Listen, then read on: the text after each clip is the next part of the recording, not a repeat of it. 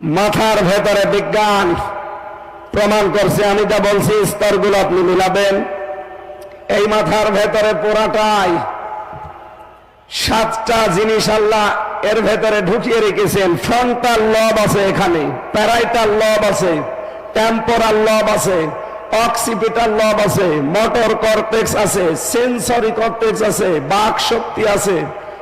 এর এক একটার ভেতরে 6টা করে জিনিস ঢোকানো আছে। কেউ ব্যথা অনুভব করে, কেউ সুখ পায়, কেউ শান্তি পায়, কেউ দুঃখ লাগলে টের পায়, কেউ আনন্দ পেলে টের পায়।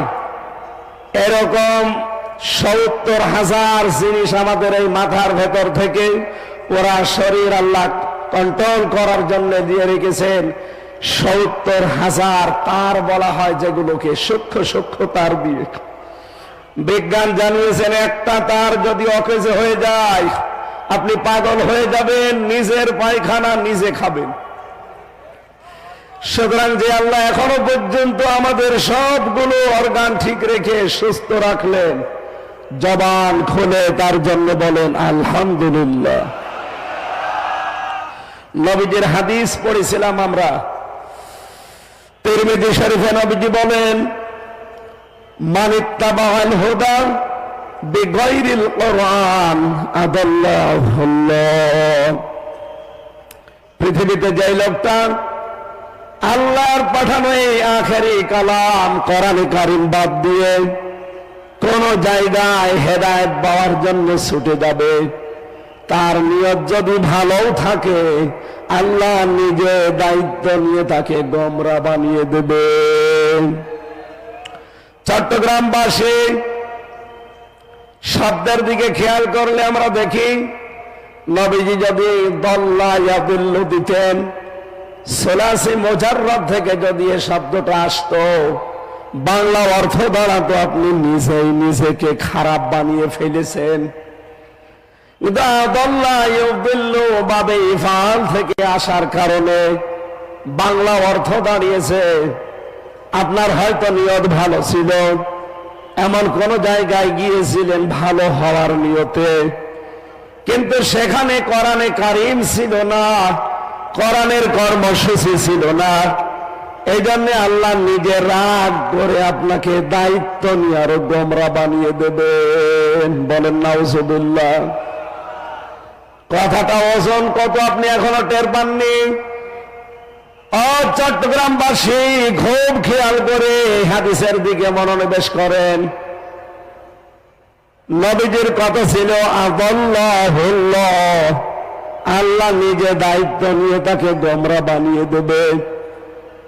যেহেতু হেদায়েত আমি নিজের হাতে করে এখানে নিয়ে আসি নাই, আর এটা আল্লাহ কারো হাতে দেয়নি, কিয়ামত পর্যন্ত কারো হাতে আল্লাহ দেবেও না। কোরআনে কারীম জানিয়েছে, লাইসা আলাইকা হুদাহুম ওয়ালাকিন্নাল্লাহা ইয়াহদি মান ইয়াশা। সূরা বাকারা 3 নম্বর পারার ভেতরে আছে, 5 নম্বর পৃষ্ঠার 5 নম্বর লাইনের 272 নম্বর আয়াতের প্রথম অংশে আছে। আয়াতের তাফসীর আমি প্রায় 12 থেকে 13টা তাফসীর মিলিয়ে দেখেছি। সব মুফাসসির আয়াতের ব্যাপারে বক্তব্য একই দিয়েছেন। রব্বুল আলামিন বলেন, হেদায়েত দেওয়া হে নবী আপনার কাজ না, এটার দায়িত্ব শুধুমাত্র আমি আল্লাহর। জোরে বলেন সুবহানাল্লাহ। হযরত আবু হুরায়রা একবার গাছ লাগাচ্ছিলেন রাদিয়াল্লাহু তাআলা আনহু, হঠাৎ তিনি আনন্দে লাফিয়ে উঠলেন। লোকজন জিজ্ঞাসা করে, আবু হুরায়রা ভালোই তো লাগছিল, হঠাৎ করে আনন্দে লাফালেন কেন? হযরত আবু হুরায়রা বলেন, এই কিছুক্ষণ আগামী দরবারে ছিলাম, বিশ্ব নবীর দরবারে থেকে দেখলাম একটা আয়াত নাযিল হয়েছে, ইন্নাকা লা তাহদি মান আহবাবতা ওয়ালাকিন্নাল্লাহা ইয়াহদি মান ইয়াশা। আল্লাহ পাক বলেন, হে নবী আপনি যাকে চান ভালোবাসেন তাকে হেদায়েত দিতে পারবেন না, এটা আমি আল্লাহ যাকে ইচ্ছা করি শুধু তাকেই দান করি। এটা নবীজির হাতে যদি থাকতো, আল্লাহ নবী নিজের আত্মীয় স্বজন বংশের লোকদেরকে হেদায়েত গুলো দিয়ে আমার পর্যন্ত হয়তো আসতো না। আল্লাহ যেহেতু নিজের হাতে রেখেছেন, আমার মতো আবু হুরায়রাকে আল্লাহ যে পথ দেখিয়েছেন, এই জন্য আমি আজ আনন্দে হাসতেছি। বলেন সুবহানাল্লাহ। চট্টগ্রামবাসী, আমি যে কথাটাই হাদিস থেকে তুলে আনতে চাই, যেখানে কোরআন নেই ওখানে যদি আপনি ভালো হওয়ার নিয়তেও থাকেন, আপনাকে খারাপ বানিয়ে দেবে হামজা। কে? আরো জোরে আর একবার বলেন কে? তাহলে হাদিস থেকে আজকে একটা জিনিস নিয়ে যাওয়া লাগবে বাড়িতে। যেহেতু কণ্ঠটা আমার বসা, চাপ দিয়ে কথা বলা যাচ্ছে না, আপনারা স্বভাব জোরে দেবেন। এই দেশে এখন 48,000 পীরের দরবার আছে সরকারি জরিপে, বেসরকারি জরিপে আরো বেশি, আর এই চট্টগ্রাম বিভাগে এগুলো আরো বেশি। এই অঞ্চলে তো ঘরে ঘরে আল্লাহর ওলি। এক কথা বলেন না কেন? ঘরে ঘরে পীর সাহেব। পুরুষ মানুষ শুধু পীর দাবি করে শেষ হয়ে যায় না, মহিলারাও নাকি পীর। ওটা পীর আম্মা, মহিলা পীর। আমি পীর হতে নিষেধ করি না, পীর তো ভালো জিনিস। পীর মানে উস্তাজ, পীর মানে শিক্ষক, পীর মানে মুআল্লিম। আপনি যেটা জানেন না, যিনি জানে তার কাছে জেনে নেবেন, এইটার নাম পীর। এটার নাম কি? অধ্যক্ষ মোহাম্মদ আবু তাহের। আপনি যেটা জানেন না, ওনার যে বিষয়ে জ্ঞান আছে ওনার কাছে জেনে নেবেন, উনি আপনার পীর। ওনাকে পীর মানেন তো? এক কথা বলেন না কেন? এই হিসাবে 48,000 না 48 লক্ষের উপরে পীর হয়ে যাবে না? এজন্য পীর জিনিস ভালো, কিন্তু ব্যবহারটা আমরা খারাপ করে ফেলেছি অনেকে। আজ বাংলাদেশের মানুষের স্বভাব, যে জিনিস যত ভালো বের হয় খুব তাড়াতাড়ি এই দেশের মানুষ তার নকল তাড়াতাড়ি বের করতে পারে। পীর তো ভালো জিনিস। এদেশে ইসলাম নিয়ে এসেছে পীর সাহেবরা। বাইজিদ বোস্তামি চট্টগ্রামের রহমতুল্লাহ আলাই, সিলেটের শাহজালাল রহমতুল্লাহ আলাই, আমার খুলনা বিভাগের খান জাহান আলী রহমতুল্লাহ আলাই, এই মানুষগুলো এই দেশে ইসলাম নিয়ে এসেছিলেন। তারা তো ভালো, কিন্তু এই জিনিসকে পুঁজি করে অনেকে আজ হাজারো দরবারের ব্যবসা করে খাচ্ছে। এই জন্য ওই সমস্ত দরবারে গেলে, বিশেষ করে চট্টগ্রামের বাইতুল শরফ মরহুম মাওলানা আব্দুল জব্বার রহমতুল্লাহ আলাই, আমি তার জীবনী পড়েছি। ওই সমস্ত সময় তাদের দরবারে আসলে তারা কোরআন তুলে দিত। আল্লাহর এই কোরআন পড়েন, বসেন, আল্লাহকে পেয়ে যাবেন।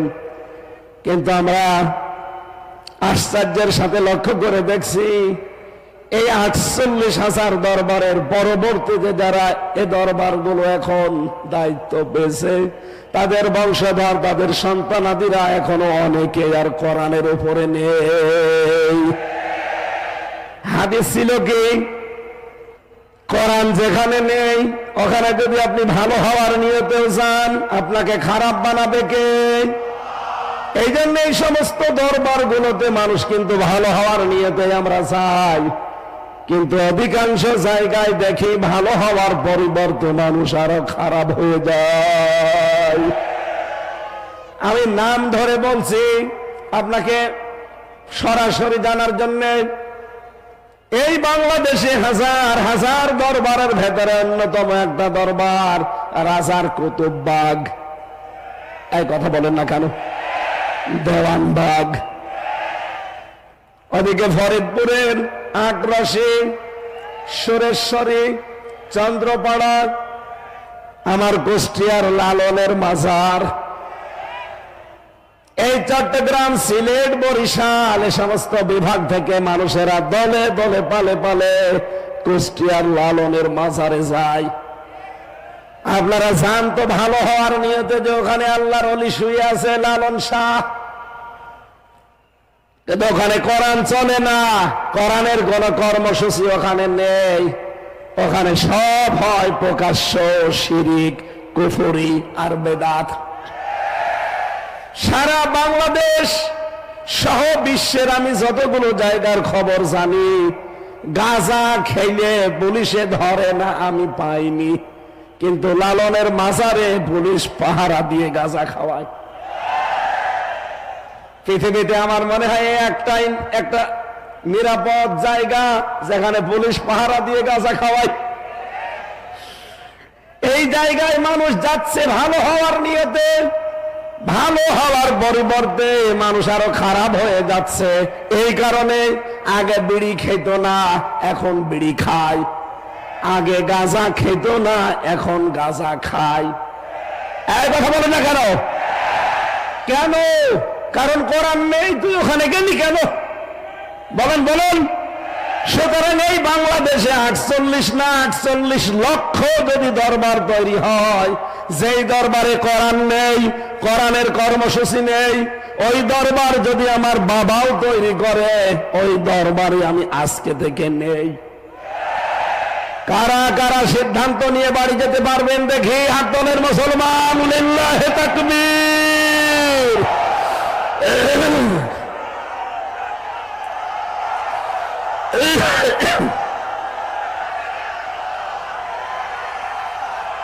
আলহামদুলিল্লাহ।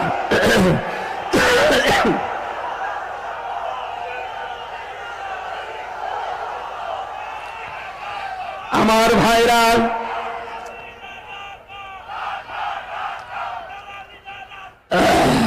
বসেন। আমি যে কথাটা বললাম এটা যদি সত্যিই মেনে নিতে পারেন, শুধুমাত্র এই কয়জন আমার সামনে না, এটা রেকর্ড হচ্ছে, তামাম দুনিয়ার বাংলা ভাষাভাষী মানুষ যারা আছে সবাই শুনছে। এমনকি জেলখানার ভেতরে আমি 3টা বছর দেখেছিলাম বড় বড় তাফসীর মাহফিল গুলো বাংলাদেশে যেখানে অনুষ্ঠিত হতো, এগুলোর ভেতরে টিভির পর্দা দেওয়া আছে। অনেক কারারক্ষীর মাধ্যমে এই মেমোরি কার্ডে ওয়াজ তাফসীর এগুলো ভরে মানুষকে দেওয়া হতো, ওরা শুনতো। তার মানে কাল এই মাহফিলটা চট্টগ্রামের নামে বাংলার বিভিন্ন জেলখানায় আসামিরা শুনতে পাবে। বহু মানুষের ভেতরেও বিভ্রান্ত হয়। আমি একটা উদাহরণ বলছি।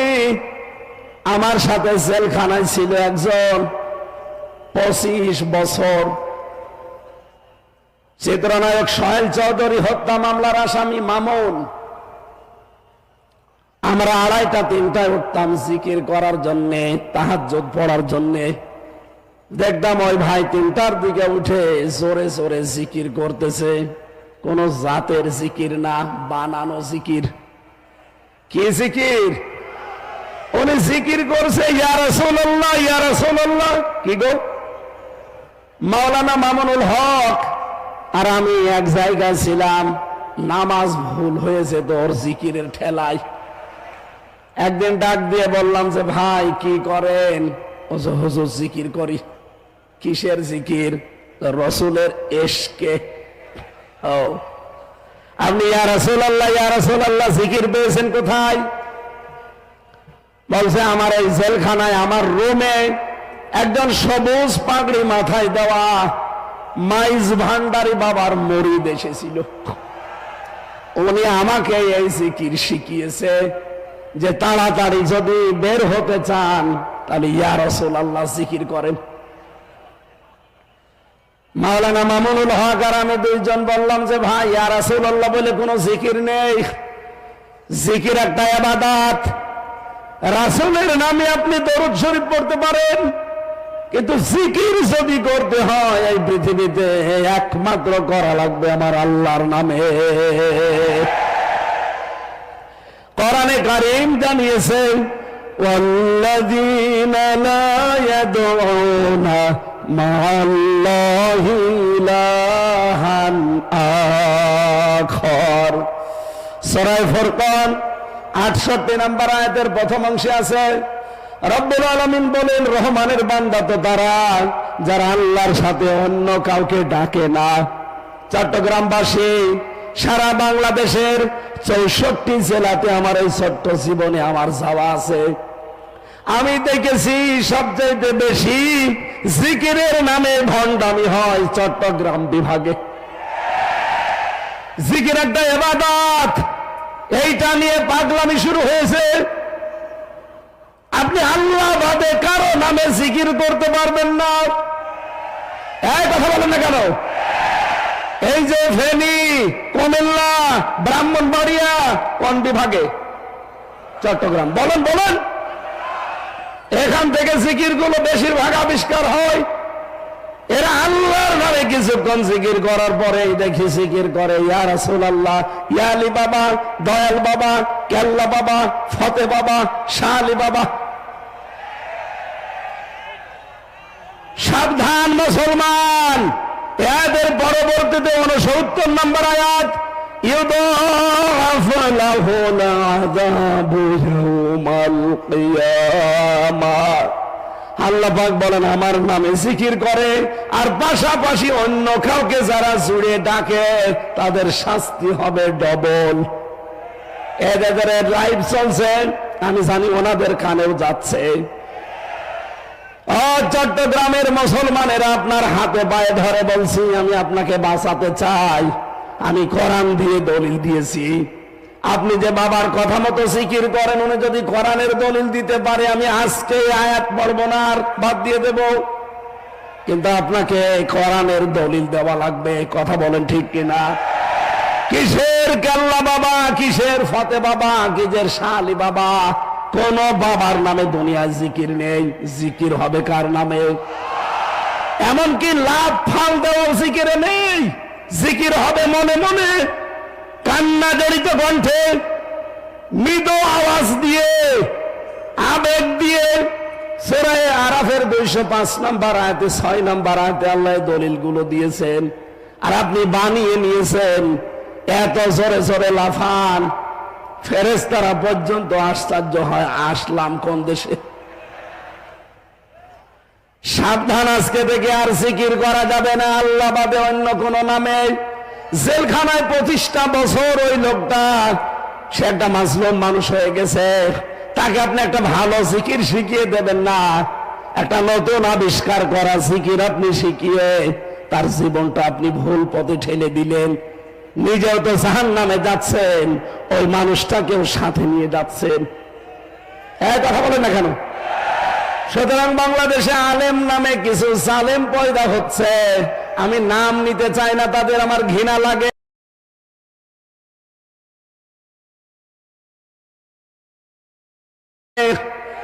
এই মানুষগুলো আজ আলী বাবা, শালি বাবা, কেল্লা বাবা, ফতে বাবার নামে জিকির করে আপনাদেরকে দিয়েও করায়। ওরা জাহান্নামে যাচ্ছে, যাক, ওদের শাস্তি হবে ডবল। আপনি আমি ওদের সাথে যেতে চাই? বলেন। সুতরাং আজকে সিদ্ধান্ত নিয়ে যারা হাত তুলেছেন, কোরআন যেখানে নেই আমি ওখানে আজকে থেকে আর নেই, তাহলে হেদায়েত আপনাকে আমার আল্লাহ দেবে। দ্বিতীয় পয়েন্টে পেয়েছি, বাংলাদেশে এখন 48টা রাজনৈতিক নিবন্ধিত দল, এর বাইরে আরো আছে নিবন্ধনের বাইরে, সব মিলে প্রায় 84টা হবে। যতগুলো দল এই দেশে রাজনীতি করছে, যেই দলের কর্মসূচিতে কোরআন নেই, কোরআনের কর্মসূচি নেই, আল্লাহর কসম আপনি যদি ভালো হওয়ার নিয়তেও সেখানে থাকেন, নিজে আল্লাহ দায়িত্ব নিয়ে আপনাকে আরো খারাপ বানিয়ে দেবে।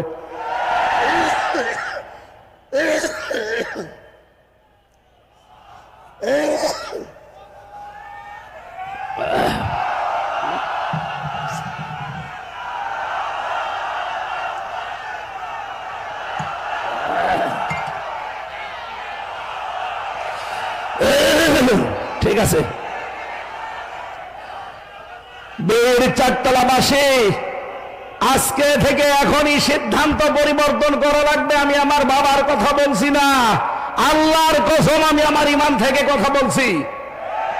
সুতরাং এই দেশে যে রাজনৈতিক দলের কর্মসূচিতে কোরআন নেই, ওখানে যদি আমার বাবাও দলের প্রতিষ্ঠাতা হয়, আমি ওখানে যদি যাই আমাকে খারাপ বানিয়ে দেবে কে? সুতরাং আমি আমার বিশাল আখেরাত নষ্ট করতে চাই না। যে দলে কোরআন নেই ওই দলে আমি নেই। কারা মন থেকে রাজি আছেন দেখি?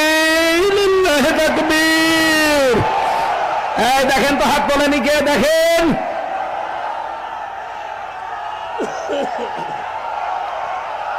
আলহামদুলিল্লাহ, মাহফিল সাকসেস। বসেন, আমি তো বসতে আর বলি না, বসেন। আলহামদুলিল্লাহ, মাহফিল সাকসেস। আর ওয়াজ লাগবে না, এবার মোনাজাত করে দি। আবার কি ওয়াজ করব? যেই দরবারে কোরআন নেই, যেই দলে কোরআন নেই, এগুলো বাদ দিলে বাংলাদেশে একামতে দিন ছাড়া আর কিছু থাকে না। আর কথা বলেন না কেন? দলমত নির্বিশেষে হাদিসের উপরে আমল করার তৌফিক কামনা করছি, আল্লাহ যেন দান করেন, বলেন আমিন। আমার আজকের আলোচনার বিষয়, না আমি চালাবো তো অবশ্যই, আমি এমনি বললাম। আমার কণ্ঠটা শুধু মানে সাপোর্ট দিচ্ছে না তাই। আসলে কালকে চুয়াডাঙ্গা জেলা তো গরিব জেলা, ওদের মাইক ওই রকম বাদাম বেচা মাইক, ওরা আমার কণ্ঠটা নষ্ট করে দিয়েছে। ও জেলায় আর যাওয়া যাবে না। শ্বশুর বাড়ি আমার ওই জেলায়, আমার বাবারও শ্বশুর বাড়ি, আমারও শ্বশুর বাড়ি, এই জন্য বেশি বদনাম আর করা যাচ্ছে না। কিন্তু আমার বাবার শালারা, আমার শালারা আমার কণ্ঠটা কালকে এরা নষ্ট করে দিয়েছে। আমি এত আশা নিয়েছিলাম যে আজকে চট্টগ্রামে ঐতিহাসিক প্যারেড ময়দানে একটা নতুন বিষয়ের উপরে আলোচনা করব আপনাদের সামনে, কিন্তু কণ্ঠ সাপোর্ট করছে না।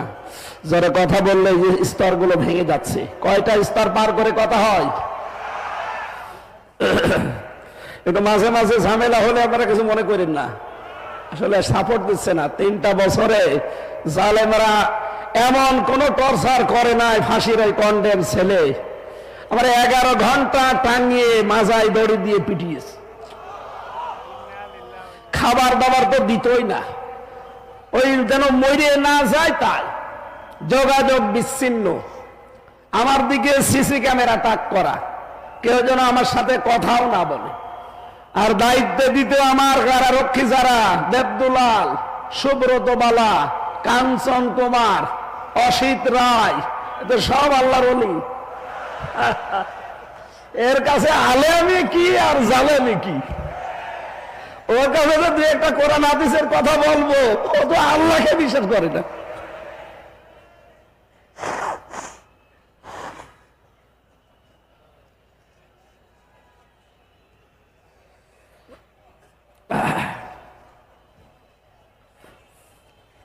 এই যেখানে ভূতের ভয় সেখানে রাত হয়, এমনি 5-6 দিন আছি জ্বরে, এরপরে আবার এই বড় অনুষ্ঠানটা আমার কপালে পড়ে গেছে।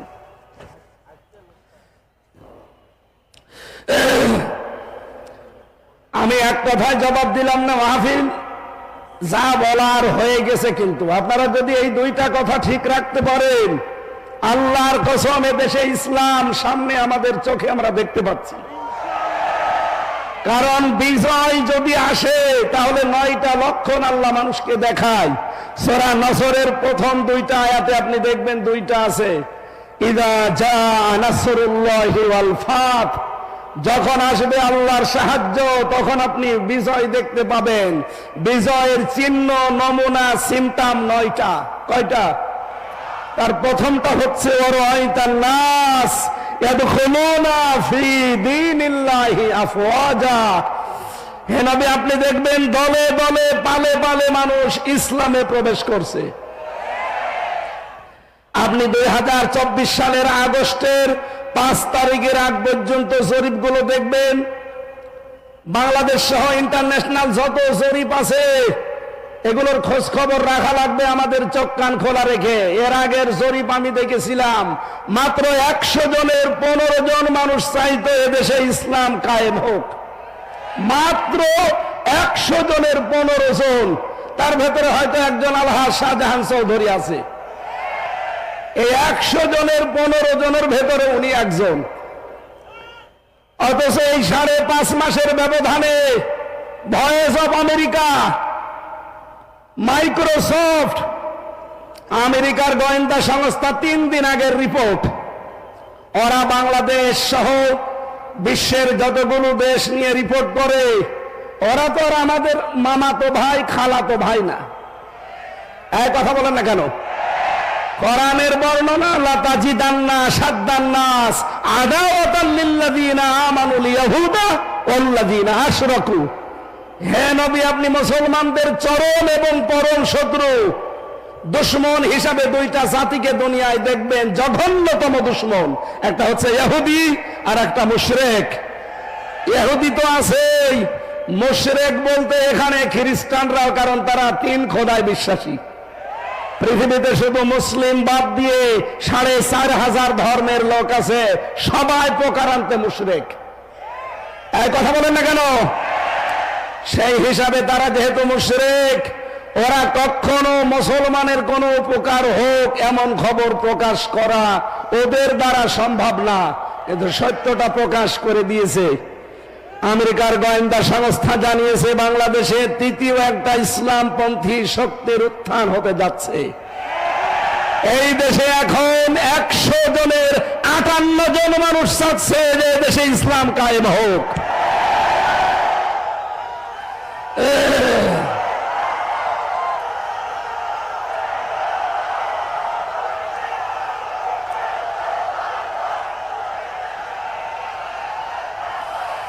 আলহামদুলিল্লাহ। সেই হিসাবে আমি বিশ্বাস করি সূরা নসরের এই 2 নম্বর আয়াত 100 ভাগ। আপনারা না 98 ভাগ? কত ভাগ? ফি দীনিল্লাহি আফওয়াজা, দলে দলে পালে পালে মানুষ ইসলামে প্রবেশ করবে।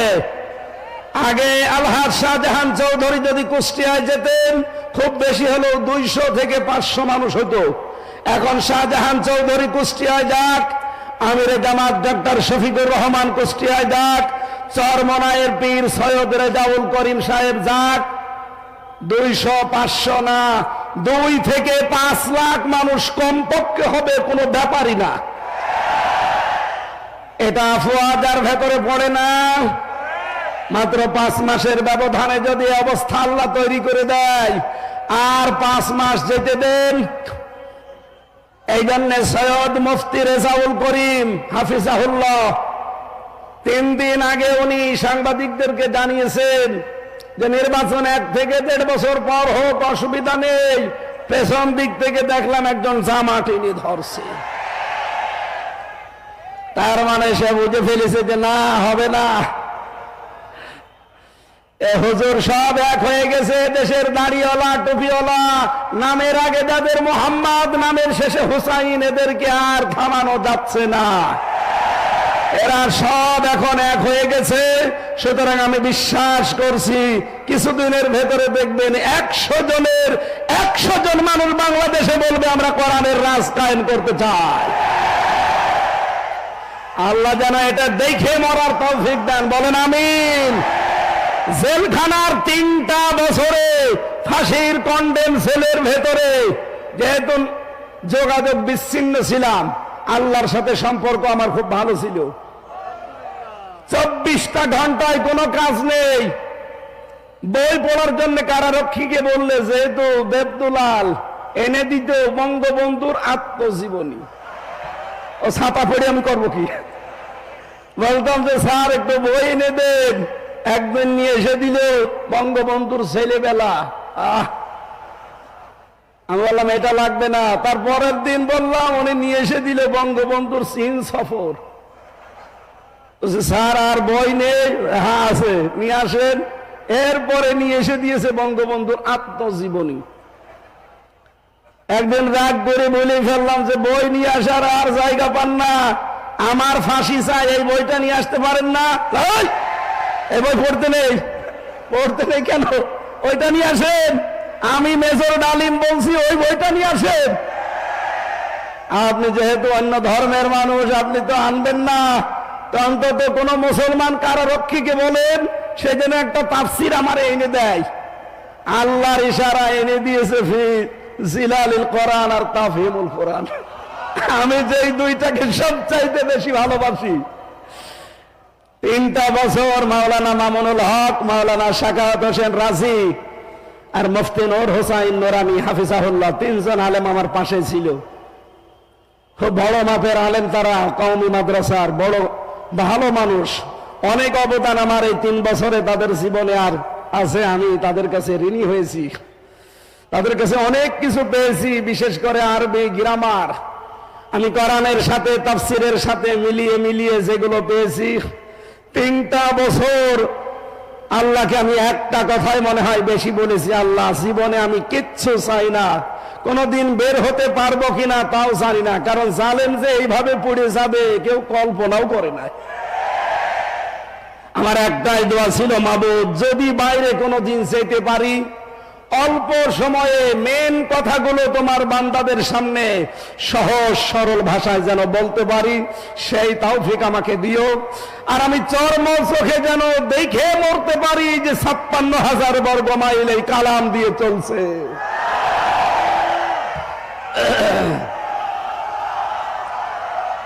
আলহামদুলিল্লাহ। যেহেতু আমি মাসলুম ছিলাম ওই সময়, 3টা বছরই আমি প্রায় অসুস্থ ছিলাম। মাঝে মাঝে কারারক্ষীদেরকে কিছু হাদিয়া তোফা দিয়ে বলতাম যে ভাই কিচ্ছু চাই না, শুধু আল্লামা সাইদির, উনি যেহেতু হাসপাতালে থাকে মাঝে মাঝে, আমার একটু হাসপাতালে নিয়ে চলেন, অন্তত 10-15 মিনিট সময় পাই, আল্লাহর ওলির কাছ থেকে শেষ কিছু কথা শোনা যাবে। উনি আমার শেষের দিকে 10টা মিনিট উপদেশ দিয়েছিলেন, হামজা আমার হয়তো জীবনে বের হওয়া যাবে কিনা জানি না, তবে যদি বাইরে যেতে পারো, আমার 2টা কথা বেশ ভালো মনে আছে, চট্টগ্রাম আর খুলনা, এই 2টা জায়গার নাম তিনি বলেছিলেন যে এই 2 জায়গায় যদি যেতে পারো, বাংলার জনগণকে এই 2 জায়গায় জানাবে কোনদিন আমি কোরআনের কথা বলতে পিছপা হইনি, তোমারও নির্দেশ দিলাম কোনদিন পিছপা হবা না। ওটা আমার মাথায় হাত দিয়েছিল, আমার মনে হচ্ছে এখন ওনার হাত আমার মাথায় লেগে আছে। আমি ওনার এই কথাটা যেন মরণের আগ পর্যন্ত মেনে চলতে পারি, আল্লাহ তৌফিক দেন, বলেন আমিন। কারণ সেই জবান কোরআন বলে, ওই জবানে কোনো ভয় থাকা উচিত না। কথা বলেন। রব্বুল আলামিন বলেন, কিতাবুন উনজিলা ইলাইকা ফালা ইয়াকুন ফি সাদরিকা হারাজুম মিনহু লিতুনযিরা বিহি ওয়া যিকরা লিল মুমিনিন। বলেন আল্লাহু আকবার। সূরা আরাফের 2 নম্বর আয়াতে আল্লাহ বলেন, এই যে একখানা কিতাব, হে নবী আপনাকে আমি দিলাম, কি করবেন এটা নিয়ে? মানুষকে যখন এটা দিয়ে সতর্ক করবেন, আপনার মনের ভেতরে যেন কোনো সংকীর্ণতা না আসে, কোন ভয় ভীতি দ্বিধা দ্বন্দ্ব সংশয় সন্দেহ, এরকম 33টা অর্থ আছে এই শব্দের। আপনার মনের ভেতরে যেগুলো জায়গা না পায়, আমরা তো ওই মন নিয়েই কথা বলতে চাই, কিন্তু এই 15.5 বছরে ওই মন নিয়ে কথা বলতে গিয়ে সালেমরা আমারে আটক করে রেখেছিল। আমার মতো হাজার হাজার আলেমদেরকে তারা জেলখানায় আটক করেছিল। কথা বলেন ঠিক কিনা? কিন্তু আলেমদের কণ্ঠ রোধ করা গেছে। মুফতি জসিমউদ্দিন রহমানী 12 বছর পরে বের হয়ে আপনি তাকে থামাতে পেরেছেন। মাওলানা মামুনুল হক 3 বছর পরে বের হয়ে থামাতে পেরেছেন।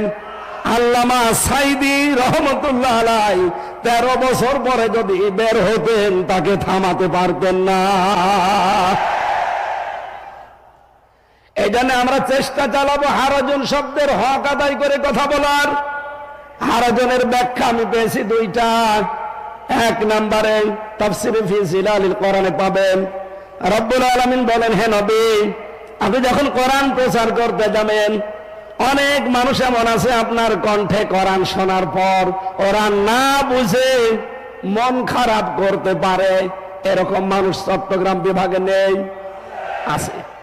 ওই যে শাহজাহান সাহেব বলছিলেন না যে আমরা আপনাদের শত্রু না, আপনারা বিভিন্ন দরবারের নাম নিয়ে বিভিন্ন কল্যাণের নাম নিয়ে কাজ করছেন, ইসলামের করেন, কিন্তু আসেন এই মাহফিলে। আপনাদেরকে আমরা কোরআনের দিকে ডাকি, আর এটা আমরা আন্দাজে ডাকি না। কুল হাযিহি সাবিলি আদউ ইলাল্লাহ আলা বাসীরাতিন আনা ওয়া মান ইত্তাবা'আনি। সূরা ইউসুফের 108 নম্বর আয়াতে আল্লাহ বলেন, হে নবী আপনি বলেন এইটাই আমার পথ, এইটাই আমার।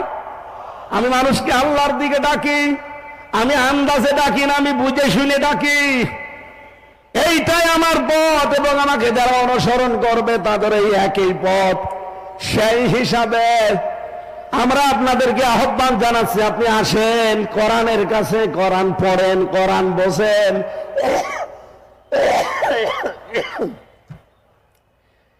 কিন্তু হারাজন শব্দের ব্যাখ্যাটা মিলে যায়। অনেক মানুষ দেখি না বুঝে, না জানার কারণে আন্দাজে আমাদের উপরে মন খারাপ করে। আপনার সাথে আমার জমি জায়গা নিয়ে কোনো ভেজাল আছে? টাকা পয়সা নিয়ে ভেজাল আছে? বলেন বলেন। আপনি ইসলামকে বিদায় করে দিতে চান, নতুন ইসলাম আমদানি করতে চান, অথচ শান্তি কামনা করেন। কিয়ামত হয়ে যাবে, কিয়ামত হয়ে যাবে, আপনি শান্তি পাবেন না। এক দোকানদার, একটা ছোট্ট উপন্যাস পড়েছিলাম। এক দোকানদার, তার কর্মচারীর নাম হচ্ছে ইসলাম, তার একটা মেয়ে ছিল, নাম তার শান্তি। যেহেতু এক জায়গায় থাকে, ছেলে আর মেয়ে দুইজন এক জায়গায় থাকলে আকর্ষণ সৃষ্টি হতে পারে না। আল্লাহ 6টা জিনিসের প্রতি মানুষের আকর্ষণ তৈরি করে দিয়েছেন, তার ভেতরে 1 নম্বর এই মহিলা, নারী। যেহেতু পর্দার বিধান মানে না, এই জন্য তাদের ভেতরে দেখা সাক্ষাৎ, প্রেম, মন দেওয়া নেওয়া। শেষ পর্যন্ত মালিক টের পাওয়ার পরে বলছে, দেখো আমার বাড়ির কর্মচারী আর আমার মেয়ের সাথে লাইন, আচ্ছা করে পিটিয়েছে, পিটিয়ে চাকরি শেষ করে বাড়িতে তাড়িয়ে দিয়েছে। ইসলাম